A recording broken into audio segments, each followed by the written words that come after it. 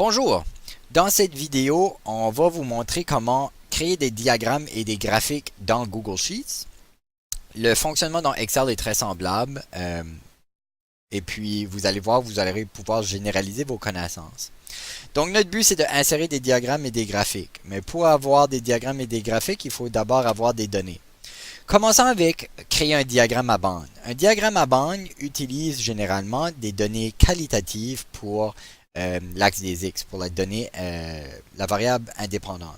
Donc, créons, par exemple, on veut demander aux gens, c'est quoi votre couleur préférée? Ils répondent bleu, jaune ou rouge. On va rester avec les couleurs primaires. Et supposons que 15 personnes choisissent le bleu, 7 choisissent le jaune et 12 choisissent le rouge. On veut créer un diagramme avec ça.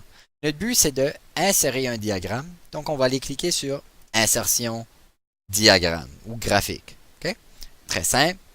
Et on va voir que ça va ajouter un graphique, mais tout de suite, il n'y a aucune donnée, il n'y a rien parce que je ne lui ai pas dit comment faire le graphique.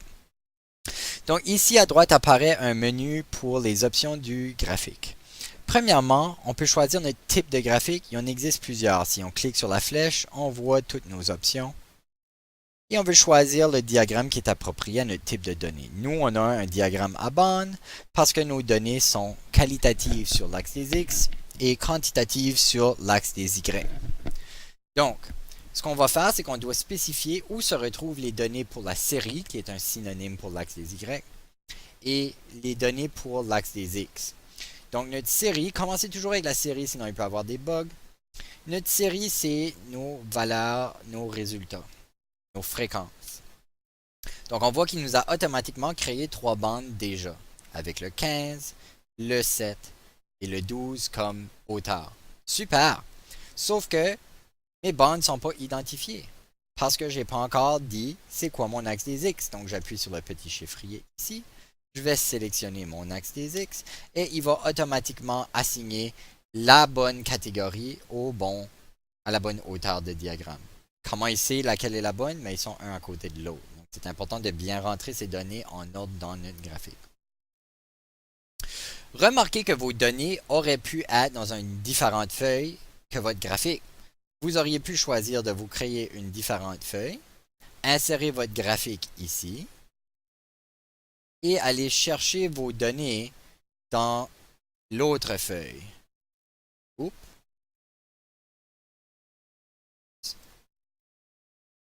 Oups. Voilà. Et mes X ici sont dans la feuille 3. Donc, on peut avoir le graphique dans une feuille qui est séparée des données. Ça fonctionne. OK? Bon, alors, qu'est-ce d'autre que je peux faire pour changer? En passant, si vous voulez modifier les options de votre graphique, vous pouvez cliquer à droite, cliquer sur plage de données et ça va ouvrir de nouveau l'éditeur de graphique sur la barre droite. OK? Donc, allons dans personnaliser. Vous pouvez jouer comme vous voulez avec toutes ces choses-là pour voir comment ça change. Pour l'instant, je vais juste aller dans personnaliser et vous montrer qu'est-ce que vous pouvez changer. Donc, style du graphique. Vous pouvez changer l'arrière-plan du graphique. OK? On va laisser ça blanc pour l'instant. Vous pouvez agrandir les données. Donc, c'est comme un zoom. 3D pour faire un peu plus fancy. Et on peut ajouter des titres, très important, des titres à des graphiques. Donc, préférence de couleur. On peut choisir de mettre le titre au centre. On peut donner des titres à nos axes, à nos séries, légendes, etc. Okay? Donc, il y a plusieurs choses qu'on peut faire à notre graphique. On peut ajouter ou non une légende. Si je veux enlever la légende, par exemple, on peut faire ça. Donc, ça, c'est comment j'ajoute un diagramme à bande. Allons maintenant s'amuser. On va effacer ce graphique. On va maintenant faire des données à variables quantitatives pour les deux axes. Fait qu'on va avoir notre axe des X, notre axe des Y. On va commencer à 0 en fait. Et on va placer les nombres de 1 à 12, on va aller 1 à 20. Voilà. Et les prochaines données qu'on va mettre vont être, j'ai une idée. On va faire ceci, ceci. Alors, je ne sais pas si vous avez remarqué c'était quoi la formule que j'avais mis pour mes données. Si oui, vous savez déjà c'est quoi la règle qui relie le X et le Y. Mais si vous ne l'avez pas vu, vous pouvez regarder les chiffres et essayer de deviner c'est quoi. C'est quoi le lien entre ces données-là. Si vous n'avez pas un esprit mathématique, ça vous vient pas en tête, vous pouvez, et c'est la magie des chiffriers, dessiner le graphique et voir c'est quoi. Et si c'est encore pas évident, je vais vous montrer qu'est-ce que vous pouvez faire pour trouver l'équation. Donc, instaurons un graphique pour voir c'est quoi la relation entre ces données. Vu que j'ai des données quantitatives sur les X et les Y, je vais me faire un graphique à nuage de points. Okay? Je vais dire mes Y sont ici. Et mes X sont ici. Alors, visuellement, on a quelque chose qui devrait vous être familier. Mais ceux qui connaissent plusieurs fonctions peuvent dire, ça ressemble à une parabole, mais ça ressemble aussi à une exponentielle. Lequel? C'est lequel? Donc, quelque chose qu'on peut faire avec les graphiques, c'est qu'on peut créer des courbes de tendance. Donc, quand on va dans personnaliser pour notre graphique et qu'on va à notre série, c'est des modifications des options qu'on veut faire à notre série Y, on peut choisir ici courbe de tendance. Et ça va dessiner une ligne où, en fait, ça va dessiner la fonction que je choisis. Tout de suite, mon type de fonction choisie est linéaire, donc ça dessine une droite. La droite ne semble pas toucher à toutes mes données, donc c'est clairement pas une droite que j'ai. Essayons exponentielle, parce qu'on avait dit que c'était peut-être exponentielle. Mais encore une fois, on voit que ça ressemble un peu plus à une exponentielle qu'une droite, mais c'est pas tous mes points qui touchent. Donc, allons voir notre deuxième option qui était la polynomiale, okay, la parabole qui est une polynomiale de degré 2. Et là, on voit que la ligne touche exactement tous les points. Donc, c'est en effet une droite qui, pas une droite, mais une courbe qui est polynomiale.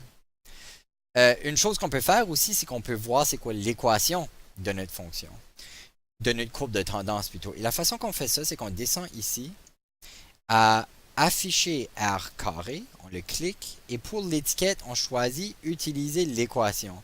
Et regardez dans la légende, ça nous dit l'équation de notre courbe de tendance. Donc notre courbe de tendance ici est 0 plus 0x plus x au carré.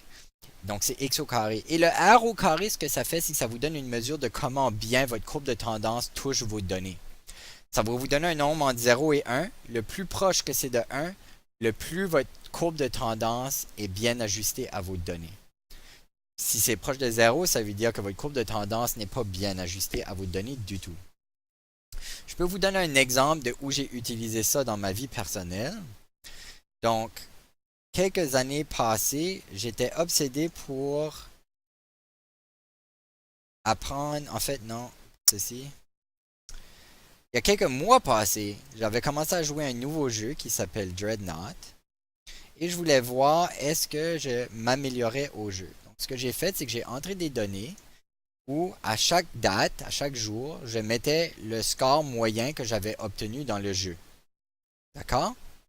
Et ce score moyen apparaissait sur un graphique sur la ligne bleu foncé ici. On voit que mon score a beaucoup amélioré au début et qu'après un bout, il s'est aplati. Donc, j'améliorais de moins en moins. Dans ma tête, je me suis dit, ça ressemble à un graphique de logarithme. Alors, ce que j'ai fait, c'est que j'ai demandé au programme de me donner une courbe de tendance sur ma série, une courbe de tendance logarithmique et me donner l'équation. Et ce que j'obtiens, c'est l'équation 328 plus 113 logarithme naturel de x. Et la mesure de comment bonne la courbe est ajustée à ces données est de 0.91, ce qui est proche de 1. Donc, ça veut dire que c'est une assez bonne courbe pour évaluer comment mon score progresse, comment j'améliore. Et je peux utiliser ensuite cette équation-là pour déterminer mon score va être de quoi dans un tel nombre de jours. Donc, par exemple, c'est ce que j'ai fait ici. Si vous regardez ici, j'ai pris l'équation qui est dans mon graphique, 328 plus 113 logarithme naturel de x. Et pour le x, j'ai mis 365, c'est-à-dire dans une année, dans 365 jours, quel va être mon score moyen? Et ça prédit que ce sera à peu près 994. Donc ça, c'est une autre utilité de les chiffriers. On peut faire de l'analyse de fonctions l'analyse de données pour essayer de prédire ce qu'on va avoir plus tard. Donc ici, je vais retourner de nouveau à ma feuille de choses. On a vu comment insérer des diagrammes et des graphiques. Donc on va arrêter la vidéo là. Et puis, c'est tout ce que je vais vous montrer, je pense, sur comment utiliser Google Sheets. Pour tout le reste, c'est important que vous allez explorer vous-même des idées de qu'est-ce que vous voulez faire. Pensez à qu'est-ce que je pourrais faire qui pourrait être plus facile dans Google Sheets et comment est-ce que je pourrais apprendre des nouvelles fonctions avec Add pour savoir qu'est-ce que je pourrais faire. Donc voilà, merci d'avoir écouté et j'espère que ça va vous aider à explorer ce merveilleux monde des chiffriers.